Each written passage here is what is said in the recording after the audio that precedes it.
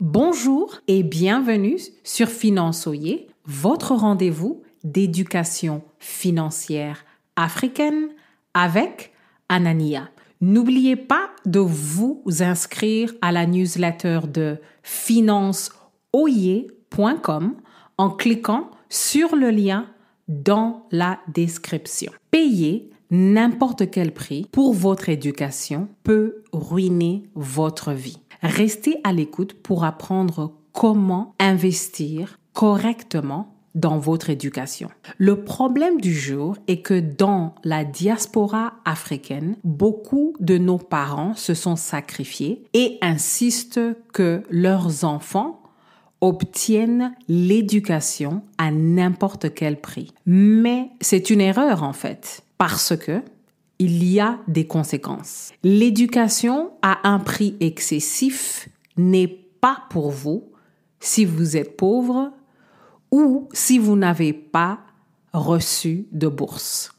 En fait, l'éducation a des missions différentes, surtout si, par exemple, un étudiant est héritier d'une famille très riche et l'éducation pour cet étudiant, pour cette étudiante, c'est juste un loisir ou un moyen de socialiser avec d'autres personnes de leur classe socio-économique. Dans votre cas, l'éducation ou la formation que vous faites est supposée vous permettre de gagner un salaire qui va couvrir le temps, l'argent et les efforts que vous avez investis. Les missions sont complètement différentes. Vous devez calculer le retour sur investissement minimum dont vous avez besoin dès la fin de vos études. Et pour cela, vous devez rechercher quels sont les débouchés sur le marché du travail. Mais beaucoup de gens aussi oublient une autre chose. Posez-vous la question, est-ce que je suis capable de capitaliser sur les débouchés que j'ai identifiés sur le marché du travail? Si vous n'êtes pas capable, vous devez changer votre formation, vous devez changer vos études. Il faut que vous sachiez que vous êtes capable de conquérir ce que vous avez identifié.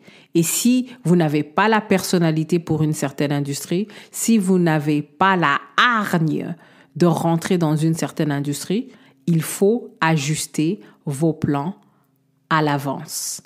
Parce que c'est plus difficile de changer de trajectoire plus tard. La question du jour, avez-vous déjà investi dans des études ou des formations qui ne vous ont rien apporté? Quand on passe à un exemple pour illustrer notre sujet, si vous voulez rentrer dans une industrie, il faut faire attention à étudier dans une université qui est respectée dans cette industrie et faire un diplôme qui est respecté dans cette industrie. Si vous voulez travailler à Hollywood, peut-être que vous êtes obligé de faire un diplôme en Californie au lieu de faire un diplôme à New York.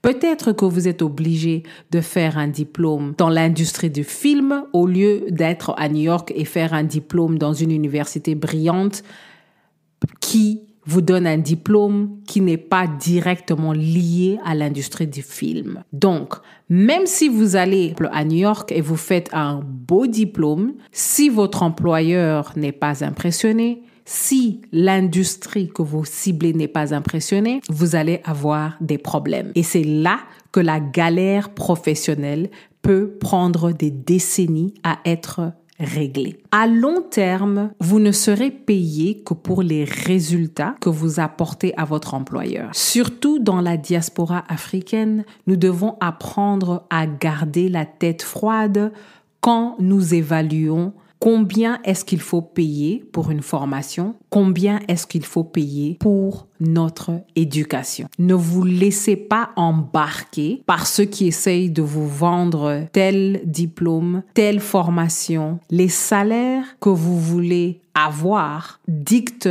combien il est raisonnable pour vous de payer et d'emprunter. Je vous laisse avec une expression latine que beaucoup connaissent, caveat emptor, que l'acheteur soit vigilant. Merci d'avoir écouté Finançoyer et à la prochaine.